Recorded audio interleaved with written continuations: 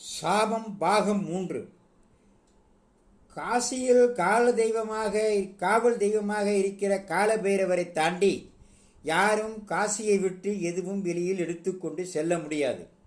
ஆனால் அனுமனோ தன்னுடைய எஜமானர் ராமனுடைய கட்டளைப்படி சுயம்புலிங்கத்தை எப்படியாவது கொண்டு சென்று விட வேண்டும் என்று எடுத்துச் சென்றார். அப்போது காலபைரவர் அனுமனை தடுத்து நிறுத்துகிறார். இருவருக்கும் வாக்குவாதம் முற்றுகிறது. வாக்குவாதத்தில் சண்டை வலுக்க ஆரம்பிக்கிறது. இருவருக்குமே கோபமும் ரௌத்திரமும் கட்டுக்கடங்காமல் போய்விட்டது. இதை பார்த்த தேவலோகத்தினர் இப்படியே தொடர்ந்தால் இந்த மண்ணுலகில் பிரளயமே வெடிக்குமே என்று பயந்து கொண்டார்கள்.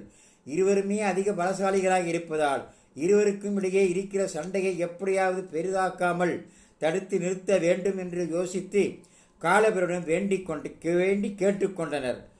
சுயம்புலிங்கத்தை எடுத்துச் செல்லவும் வழிவகுக்க வேண்டும் என்று வேண்டினர். காலபைரவர் என்ன செய்தார்? நாளை பகுதியில்